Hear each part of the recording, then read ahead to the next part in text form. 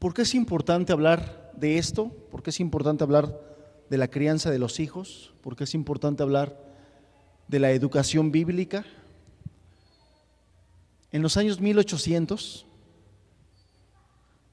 cuando nacía un bebé, la madre inexperta recibía la ayuda de muchas amigas y parientes, ¿no? Había un involucramiento de varias personas y venían a su lado para brindarle sus consejos, su apoyo. Casi ninguna había leído algún libro sobre crianza de los hijos, pero poseían la sabiduría popular de la experiencia para tratarlos y tenían una respuesta para cada situación, aunque no siempre la correcta. Y de este modo las mujeres jóvenes recibían instrucción sistemática de cómo ser madres por las mujeres más grandes y con experiencia en el cuidado de los niños. Entonces, había una mujer que daba a luz su hijo, inmediatamente llegaban las conocidas, las familiares, las parientas y empezaban a transmitirle sus conocimientos en base a la experiencia, muchos de ellos acertados, otros no tanto. Siguiente. Sin embargo, con la desaparición de esa familia, de esas amigas, parientas, esa familia extensa, la labor que tiene que realizar la madre se convirtió en algo más aterrador. Hoy en día muchos matrimonios jóvenes no tienen acceso a este apoyo de parientes y de amigos. Viven en una sociedad móvil en que los vecinos de la casa de lado son totalmente desconocidos para ellos, ¿sí o no? O sea, ya ese asunto de que vienen los parientes o las amigas o los conocidos a ayudar está desapareciendo cada vez más y al grado llegamos en que aún hasta la vecina la desconocemos, no la conocemos.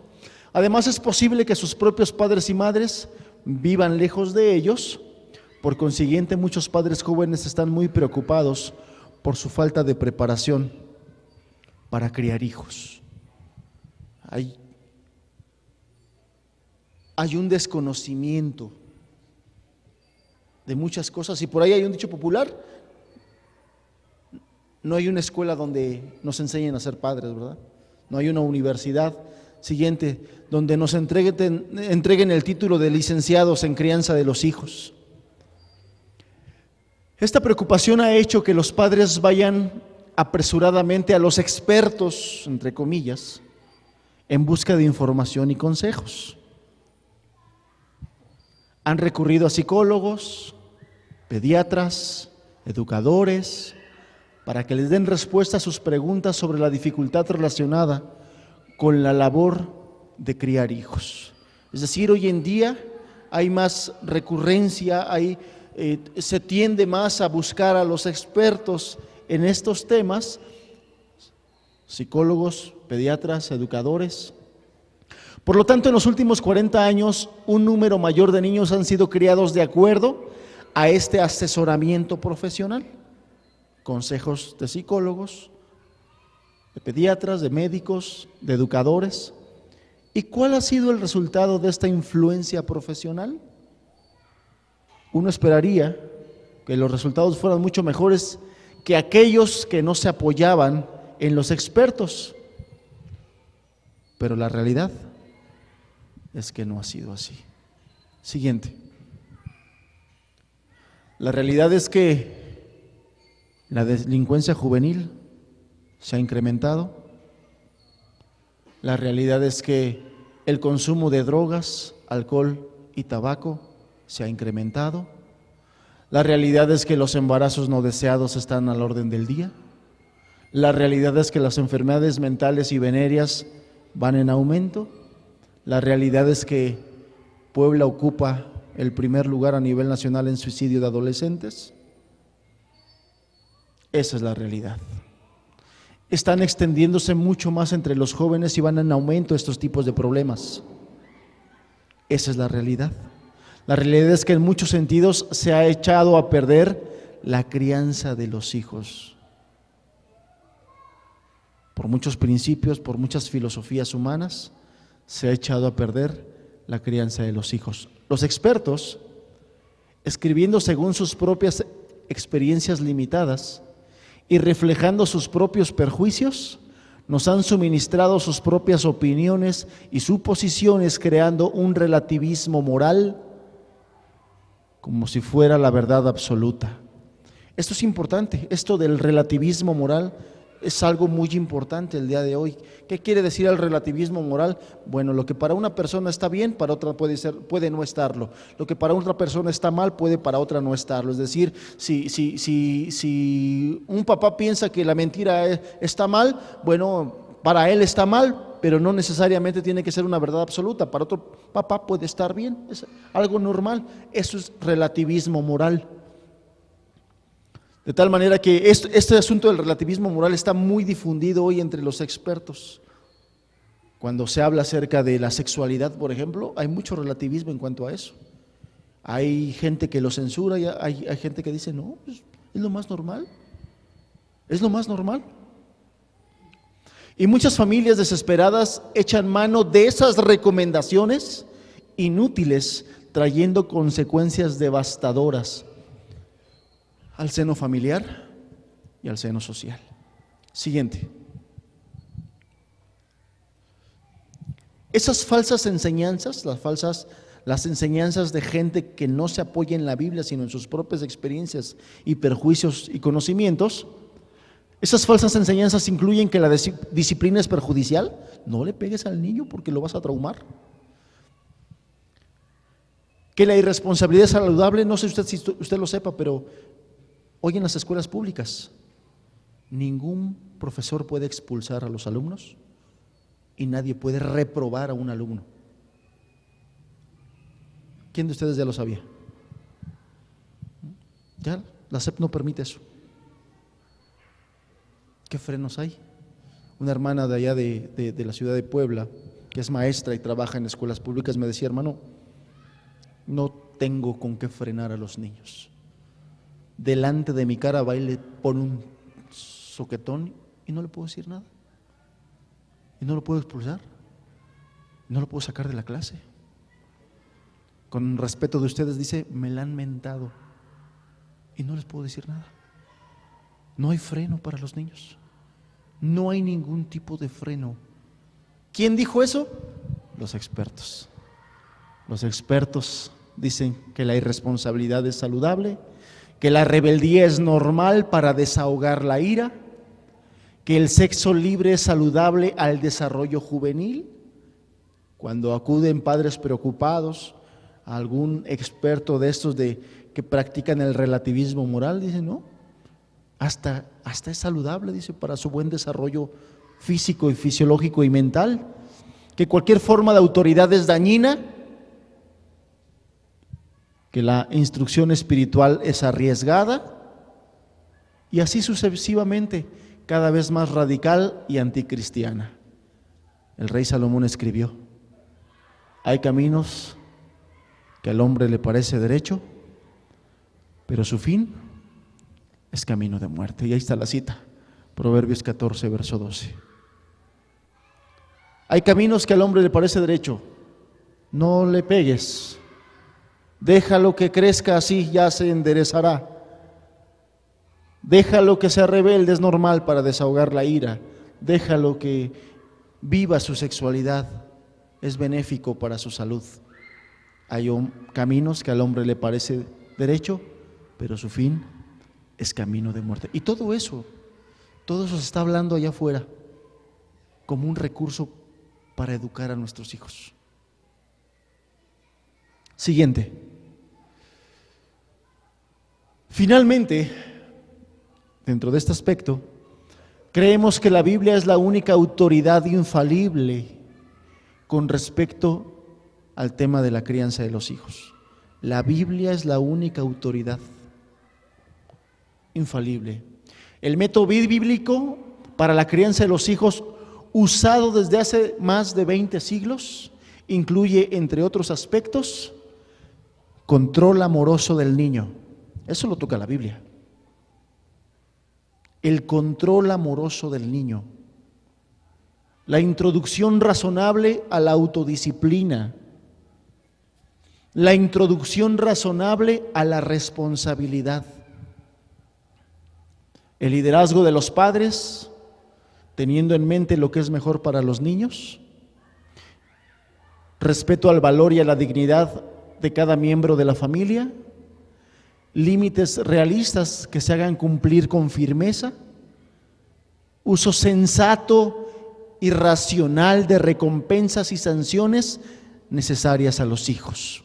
Fíjate, todo esto lo habla la Biblia, hermano.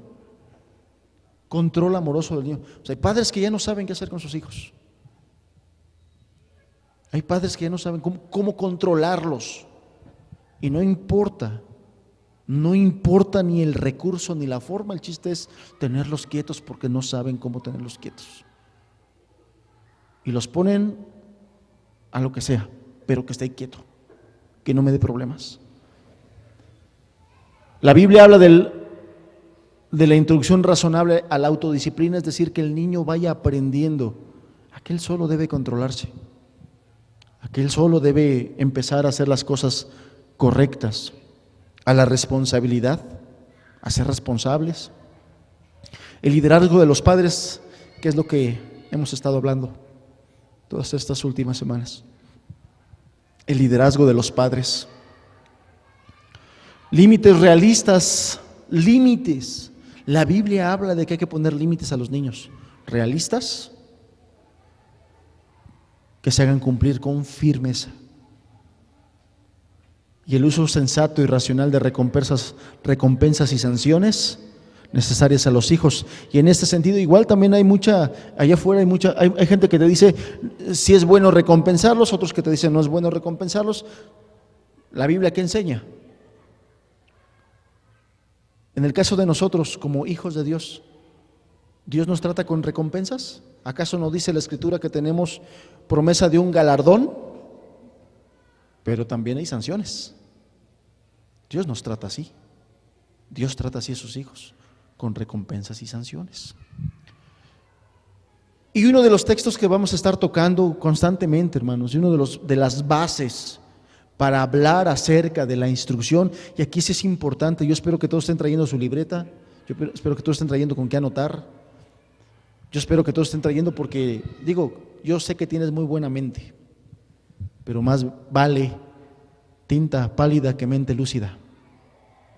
Se nos olvida. Y yo quisiera que tú estés repasando. Proverbios 22:6, que es un texto base. Es una base fundamental y escritural para la crianza de los hijos. Proverbios 22:6, instruye al niño en su camino y aun cuando fuere viejo, no se apartará de él. Es una instrucción, es un mandamiento y es una promesa. Es un mandamiento de que instruyamos al niño en su camino y es una promesa, aun cuando fuere viejo, no se apartará de ese camino.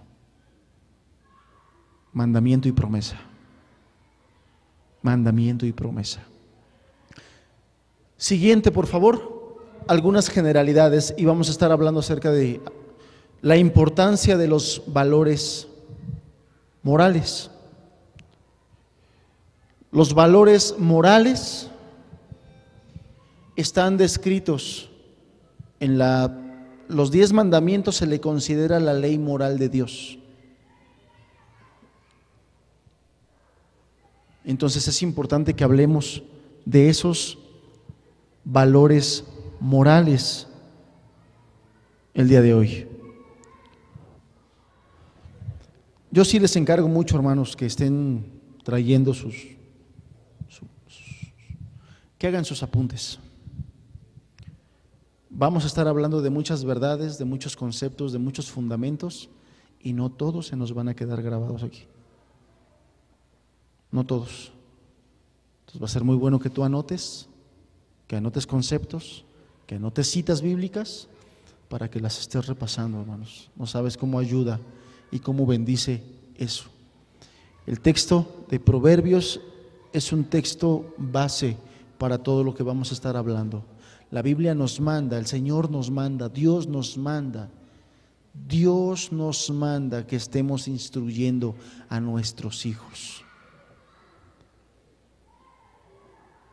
Y nos da promesas. Nos dice que aunque Al niño que es instruido en su camino, con gracia y con respaldo de Dios, aun cuando fuere viejo, no se apartará. ¿Por qué pues entonces, hermanos, tiene que llegar la adolescencia y vemos a nuestros hijos apartarse de Dios? ¿Por qué pues tienen que llegar a una edad donde ya casi así como que pues ya de por sí sé que cuando llegue esa edad ya no va a querer ir a la reunión, ya no va a querer hacer esto, ya se va a revelar? ¿Por qué? Si tenemos promesas, si la voluntad de Dios es que aunque fuere viejo no se aparte de su camino, esa es su voluntad. Entonces vamos a hablar acerca de algunos valores morales. Hablar de valores morales es hablar de los diferentes criterios que puede tener la gente para conducirse en la vida. Precisamente por ello puede considerarse un tema polémico, y más en nuestra sociedad, ¿no? Que los valores morales así como que ya pasaron de moda, ¿no? Como que ya pasaron de moda. Hay mucha discusión acerca de qué es un valor moral, si existen valores absolutos o relativos, otra vez esta palabrita de relatividad, ¿no? Otra vez.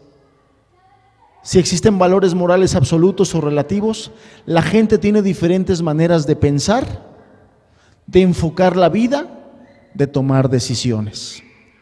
Hoy en día, como nunca, necesitamos valores firmes, sólidos, sobre los cuales podamos fundamentar nuestras familias. Y esos valores firmes y sólidos solamente los vamos a encontrar en un lugar: en la palabra de Dios.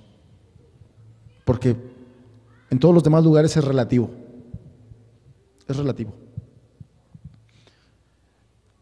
Decisiones sabias, estables, que nos permitan dar consejería a uno de nuestros hijos, a nuestra esposa, a la familia en general, para que cuando vengan los problemas puedan ser resueltos de tal manera que se pueda corregir la falla. Siguiente. Siguiente.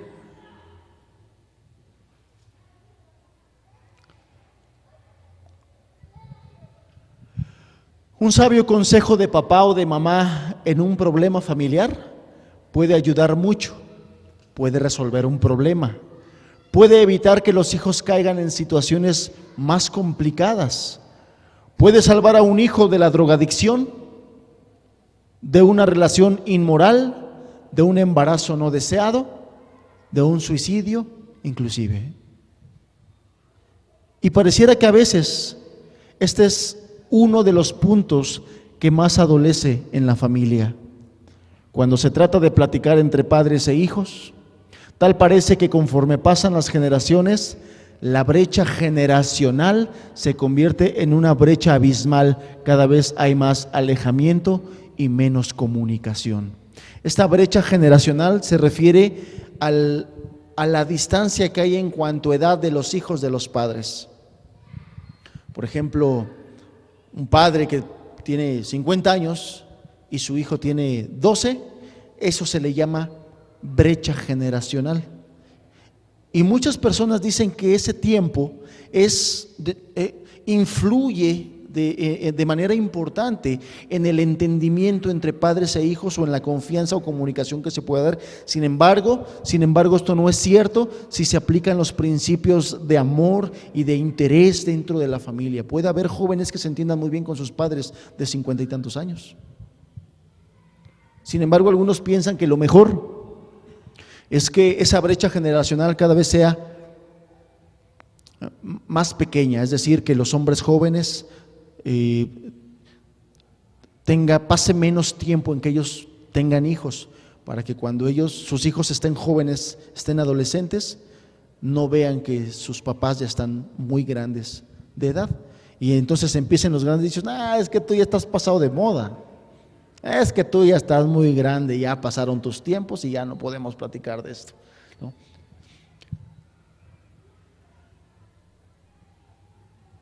Menos comunicación y menos entendimiento entre ambas partes. Siguiente. Vamos a platicar aquí de un ejemplo. Aquí puse alarma en Goa. El choque de valores. Es un testimonio, es un ejemplo para hablar acerca de esto, acerca de los valores morales y de lo que puede ser la relatividad moral. Se desarrolla en una playa de la India. Goa es una ciudad de la India. Se desarrolla en una playa de la India en donde empezó a haber una relación entre dos culturas muy distintas, la occidental y la oriental. Ambas culturas tienen muchas diferencias en sus formas de pensar. ¿Cuál es la cultura occidental? Somos todos los de este lado del continente americano. A nosotros nos dicen los occidentales, así como nosotros a los de allá les llamamos orientales, ellos a nosotros nos llaman occidentales, ¿no? Entonces de este lado la cultura occidental, todos los del continente americano, y bueno, hubo un encuentro entre los occidentales y los orientales. Ambas culturas tienen muchas diferencias en sus formas de pensar, de enfocar la vida, pero esta situación que pasó en ese lugar llamado Goa refleja mucho de lo que está ocurriendo hoy en día alrededor del mundo.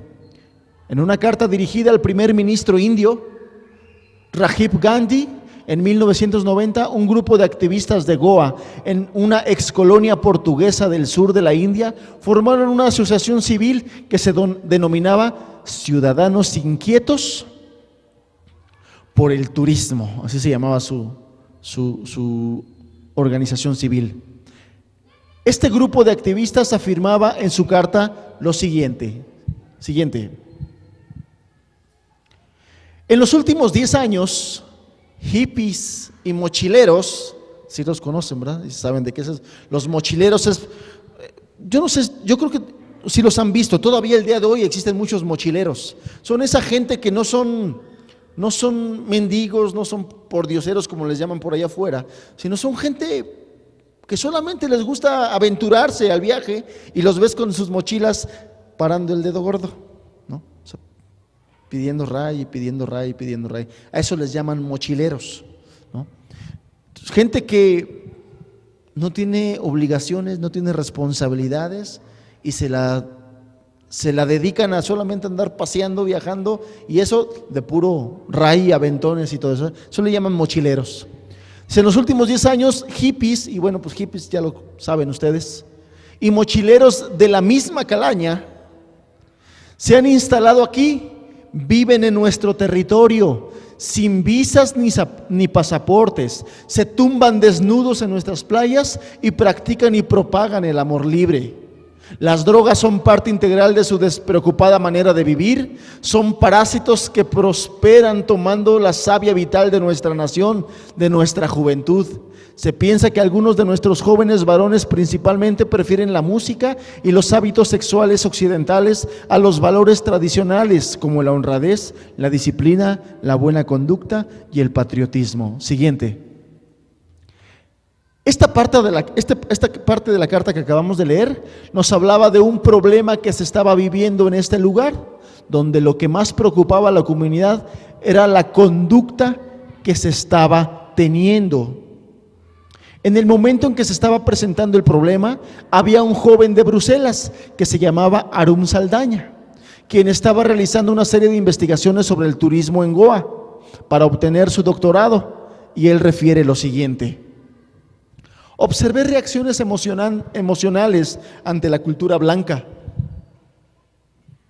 de los turistas hippies y que difícilmente se podría conciliar con lo tradicional de las aldeas de la costa. Esto es lo que observó esta persona. Y esto es algo que empieza a describir un extranjero. Lo que narra es que él se da cuenta de que es un choque de dos culturas, donde la forma de pensar de los hindúes es totalmente contraria a los que traen los europeos y los occidentales. Siguiente.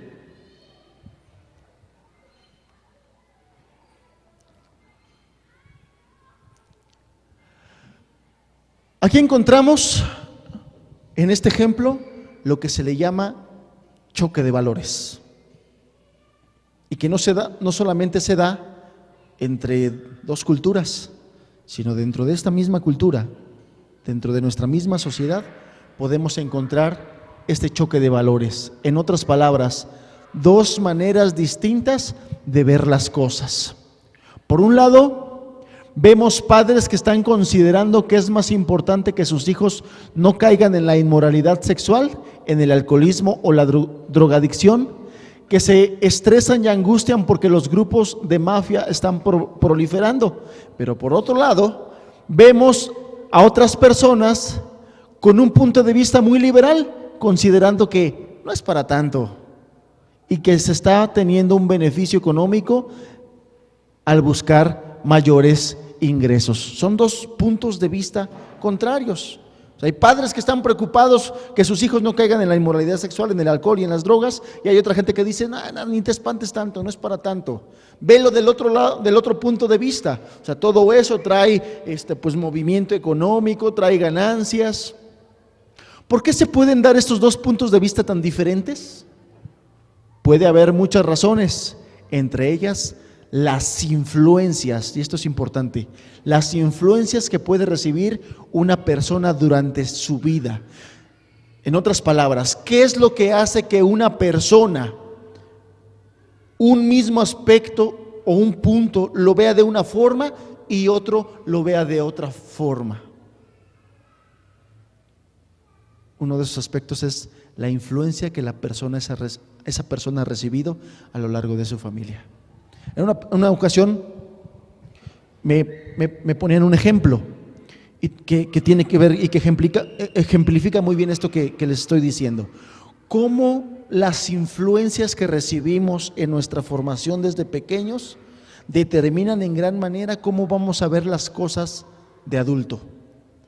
Por ejemplo, hay gente que durante pequeños, en un ejemplo muy común, durante pequeños, en su familia y las influencias que había en su familia, probaban el chocolate con galletas remojadas. Y mira qué rico. Comían las galletas o el pan remojado en chocolate y se lo comían. Oh, hasta los dedos. Así era su familia. Y a donde iban, hijo, ven, aquí moja todo, aquí todo. Se comían el chocolate. Ese niño crece en esas influencias y cuando es grande, él no ve mal que el pan se remoje en el chocolate y se lo estén comiendo. Qué rico es comerse. De grande ya lo ve así. ¿Por qué? Porque desde pequeño las influencias le ayudaron a ver así. Pero puede ver otro niño que cuando se le ocurrió meter su pan en el chocolate recibió un cocolazo o un manazo. Y así fue, y eso no seas cochino, eso no se hace. Bueno, cuando él sea grande, él va a ver como algo cochino y sucio que alguien meta su pan en su taza con chocolate y se lo come. ¡Qué cochino! ¿Qué fue lo que determinó el que sea cochino? Finalmente es chocolate y pan. No cambió el chocolate y el pan. Lo que cambió es la manera de ver las dos cosas por las influencias que recibieron desde pequeños. Esto, hermanos, tiene mucho que ver con la crianza de nuestros hijos. ¿Cómo vamos a hacer que nuestros hijos vean las cosas de este mundo como Dios quiere que la vea? Las influencias que nosotros le demos desde pequeños. Las influencias que nosotros les demos desde pequeños. Porque es bien clásico, ¿no? Yo fui uno de esos donde era, qué cochino, no metas la mano. Y el día que se me atrevió, por algo se me acabó, porque era el jalón de copete, hermanos. Era el jalón de copete y no hagas eso. No, pues esto no se hace, ¿no? Pero había otros que sin pena, las influencias. Entonces, un punto importante de cómo ver las influencias, de cómo las influencias determinan nuestro punto de vista con respecto de las cuestiones morales. Y entonces aquí entramos a un aspecto importante con respecto a las influencias. ¿Qué son los valores morales entonces? Si definiéramos palabra por palabra, encontramos que valor significa precio, algo que es muy significativo o importante. Moral se refiere a las acciones de la persona desde el punto de vista de la bondad o de la malicia. Ahí está lo que es un valor moral. Un valor moral es ese punto de vista que se tiene para referirse a si algo es bueno, o malo, para darle importancia. Y bueno, nosotros vamos a hablar acerca de la crianza de nuestros hijos, y por eso nosotros debemos tener claro qué es bueno o qué es malo, porque en base a eso es como nosotros vamos a ir enseñando y criando a nuestros hijos, enseñándole qué es bueno y enseñándole qué es malo. Y en base a eso nosotros vamos a influenciarlos. Hemos entendido en las charlas pasadas, yo espero que lo hayamos entendido, que nosotros somos la principal influencia de nuestros hijos. De tal manera que mucho de lo que aprendan de nosotros determinará en ellos cómo vean las cosas ellos más adelante, bueno o malo. Las condiciones actuales de la sociedad cada día se pierden más. Y más los valores morales que traen beneficios para la sociedad y para las familias, y creo que de eso ya te diste cuenta, ¿verdad? Cada vez nuestra sociedad tiene menos valores morales, y para el día en que nuestros hijos sean adultos, más perdidos estarán esos valores morales. Si el día de hoy están perdidos, en 10 años, en 15 años, en 20 años, menos valores morales habrá. Hay muchísimas estadísticas que nos hablan de cuánto sufrimiento hay actualmente en la sociedad y en las familias. De eso hemos estado hablando. Las personas están viviendo en una forma que están destruyendo la misma familia y a la sociedad. Se está desmoronando. ¿Por qué? Porque no hay ya valores morales. Ya no hay. Y ya no se están inculcando además tampoco a sus hijos. Pues si no los tienen los mismos padres, ¿cómo se los enseñarán a los hijos? Entonces imagínate cómo van a crecer esos hijos, que son el futuro de México. Siguiente. La influencia de los tiempos que vivimos. Y esto habla de la sociedad en la que vivimos. Y las influencias que si nosotros no nos apercibimos, estas influencias llegarán a nuestros hijos. La decadencia moral actual que se refleja en las modas, en las formas de vestir. Y bueno, esas imágenes ya tienen algún tiempecito que las veo, ahorita todavía hay otras más escandalosas. Esas están decentes. Pero esas son las influencias que se están recibiendo de allá afuera, de nuestra sociedad. Y la decadencia moral se refleja en las modas, en la forma de vestir, en el tipo de ropa, en el tipo de vestimenta. Bueno, aquí puse algunas modas. De aquel lado, unos jóvenes con modas en cuanto a maneras de vestir, no necesariamente inmorales, pero sí nada que ver, ¿no? Ahorita ya casi no se ven los famosos darquetos o los famosos emos, ya casi no se ven, pero bueno, sí se siguen viendo este tipo de inmoralidades. Siguiente.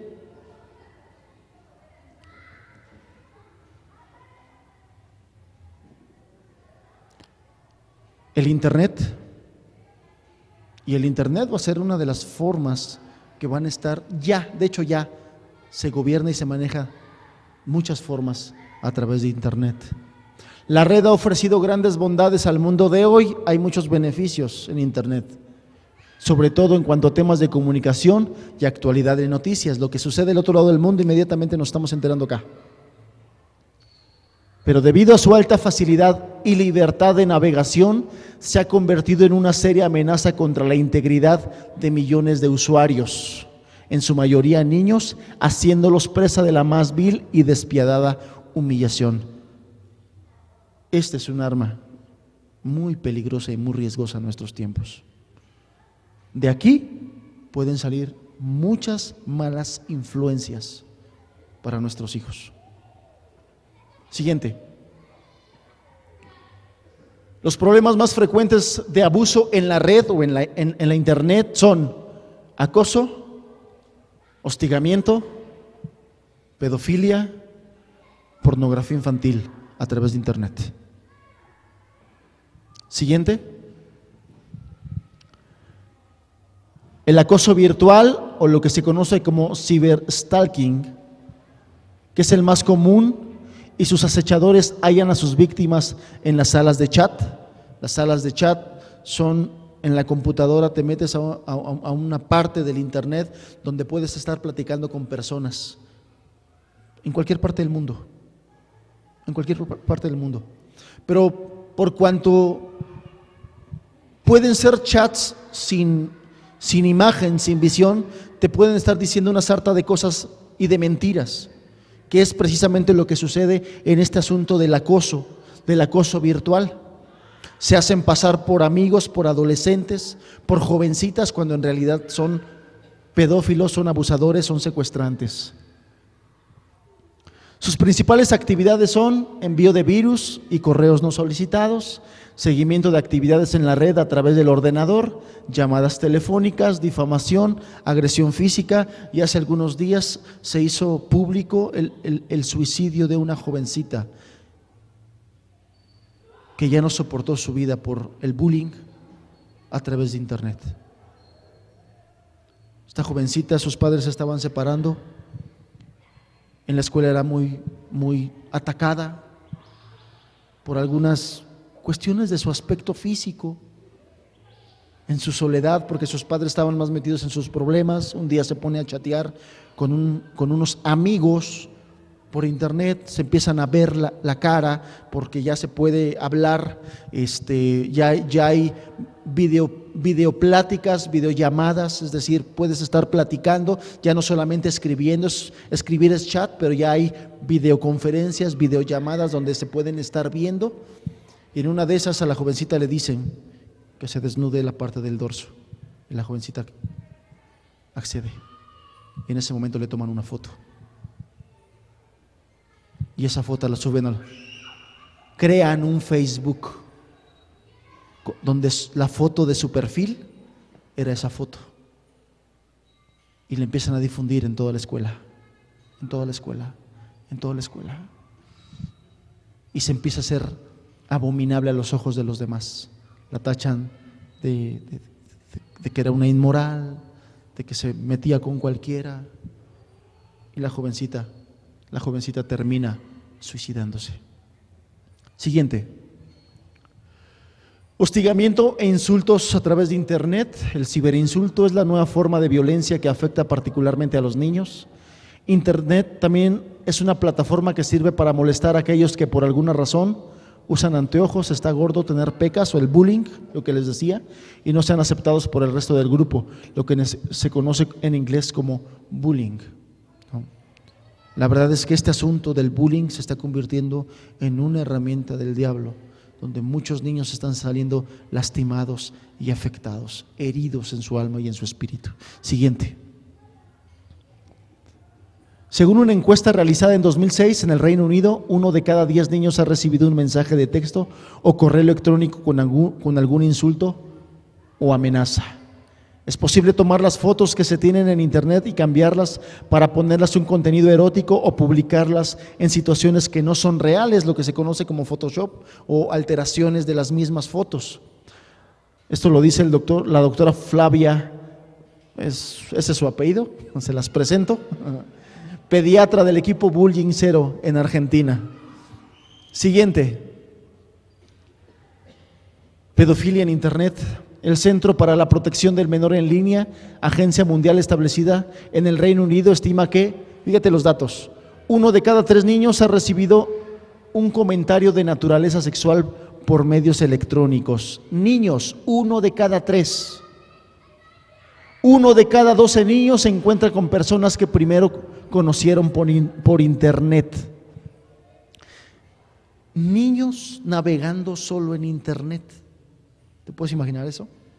¿Qué hace un niño solo en internet cuando hay tanto peligro y tanto riesgo y tanta basura? Siguiente. La persona que conocí, es un testimonio, la persona que conocí terminó siendo muy diferente a lo que decía ser. Abusaron sexualmente de mí como resultado de la situación. El hombre fue sentenciado a cárcel por 18 meses, comenta Catherine Taxbox. La pedofilia no es un problema nuevo, pero sin duda se ha agravado desde que decenas de niños tienen acceso a internet sin la supervisión de sus padres. Y el internet es un asunto que va a influenciar y que va a impactar enormemente nuestra cultura y que ya la está impactando. Siguiente. Algunas estadísticas de la Fundación para el Monitoreo de Internet. De los sitios investigados, alrededor de 5,000 exponían contenidos potencialmente ilegales, un 50% más que en 2005. O sea, se duplicó. Su informe semestral señala que casi la mitad de los contenidos sobre abuso sexual infantil fueron rastreados hasta servidores ubicados en Estados Unidos, un 15% en Rusia, un 12% en Japón y un 9% en España, que son los países donde más pedófilos hay. Siguiente. El informe también revela que algunos de los sitios denunciados han seguido activos por hasta 5 años, más luego de que se alerta a las autoridades de los países en los que se hallaban alojados. Además, pone de manifiesto la creciente tendencia a utilizar servicios de pizarras de mensajes y álbumes de fotos online para hacer disponibles las imágenes de ese abuso infantil. Es todo un negocio, la pornografía infantil. Siguiente.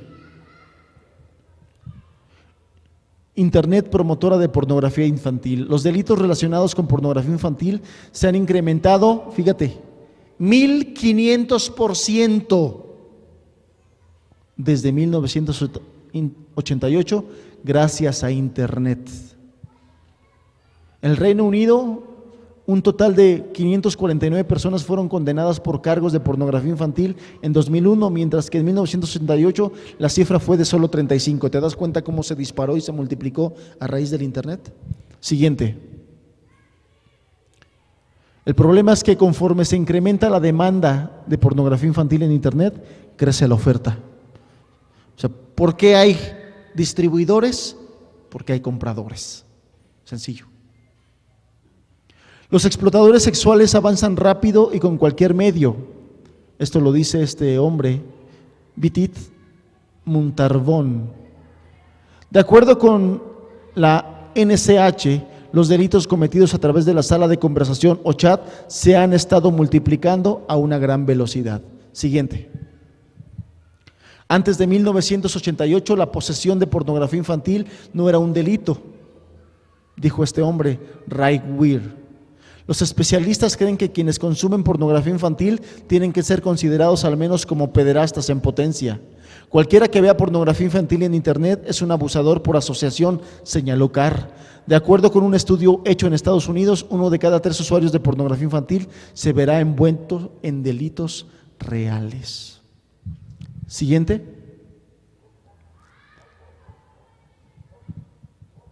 ¿Qué más tiene que ver con las influencias de hoy en día? La pornografía, los chats. Y bueno, los chats ahorita ya quedaron casi ya son obsoletos porque ya están las llamadas virtuales, ¿no? Las videollamadas. El ocultismo, los videos y la música, que también el Internet como ha sido un medio para perder a los jóvenes en medio de la música y del ocultismo, porque en Internet hay mucho de eso. Y el asunto de la anorexia y de la bulimia, ¿no? La otra vez estaba yo revisando una página, hermanos, donde hay páginas en Internet donde llevan de la manita a las adolescentes para ser anoréxicas o ser bulímicas. Les dicen cómo hacerlo, qué hacer, así les van describiendo paso por paso, paso por paso. Vamos a seguir hablando acerca de estas generalidades la próxima reunión, hermanos. Me es importante ir poniendo estas bases. O sea, ¿por qué es necesario instruir al niño? Porque hay muchas influencias negativas. Porque vivimos en un mundo, en una sociedad. Hablando de las modas, los peinados, cómo se pintan el cabello, los tatuajes, los piercings famosos, ¿no? Que todo esto solamente habla de una cosa: rebeldía. Siguiente. El cine, y bueno, ahorita ya salieron otras, ya me quedé muy obsoleto aquí en estas. Pero bueno, por ejemplo, la de Hulk fue una de las películas que, según expertos, es una de las películas más violentas de toda la historia. Más violentas, ¿no? La de abajo, que se llama Ecus, la película, y habla de zoofilia, inmoralidad sexual con animales. Y habla de un chico que se enamora de un caballo y tiene relaciones sexuales con él. Y fíjate cómo es el diablo, hermanos. El protagonista de esta película es el mismo protagonista de Harry Potter. Harry Potter rompió taquillas y se hizo el ídolo de muchos adolescentes. Y después de que termina Harry Potter lo ponen a hacer esta. ¿Tú qué crees que van a hacer los jóvenes? Yo quiero ver a este que salió.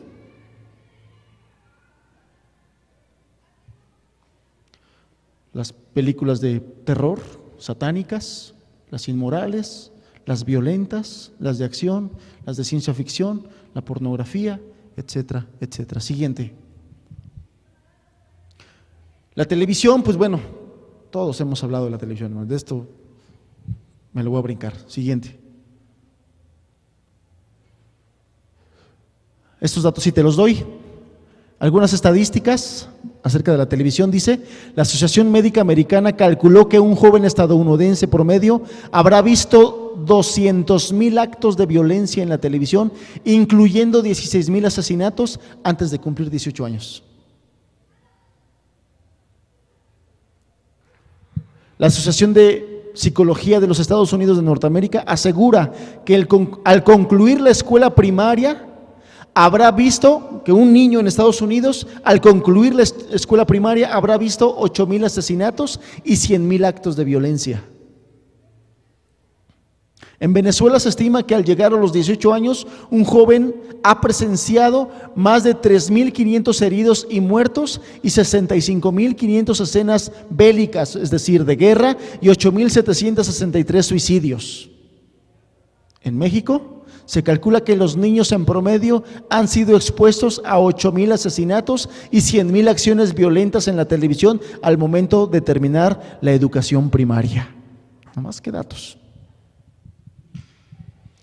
Quizás nosotros cuando salimos a la calle los cuidamos de que no vean eso y pasa un accidente. No veas eso, mijito, no veas eso. Yo me acuerdo que mi mamá, cuando pasábamos por el puesto de revistas, estaba esa revista amarillista de Alarma, ¿no? Y pues ahí el chamaco, estabas viendo las imágenes ahí grotescas y feas, y mi mamá me decía, no veas eso, hijo, porque te atrofia la mente. O sea, nos cuidaban, pero después me sentaba yo en la televisión y empezaba a ver asesinatos y empezaba a ver todo eso, y ahí no me decía nada. Entonces, esto, multiplícalo por 2. Y es lo que van a estar viviendo, o más, lo que van a estar viviendo nuestros hijos, cuando ellos sean adolescentes, jóvenes o adultos. Son las influencias, y vimos que las influencias en gran medida determinan cómo verán ellos las cosas o cierta cosa cuando sean adultos. ¿Por qué? Porque influyen, porque determinan.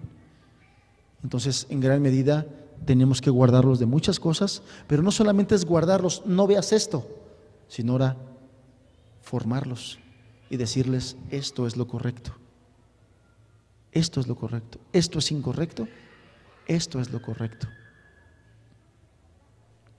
Cuando Dios hablaba a los hombres a través de Isaías, les decía, dejen de hacer lo malo, pero pónganse a hacer lo bueno. Eso es formar. Ayudarles a dejar de hacer lo malo, advertirles contra lo malo, pero enseñarles a hacer lo bueno. Hermanos, que Dios los bendiga, y dentro de 8 días nos vemos nuevamente para seguir hablando de esto.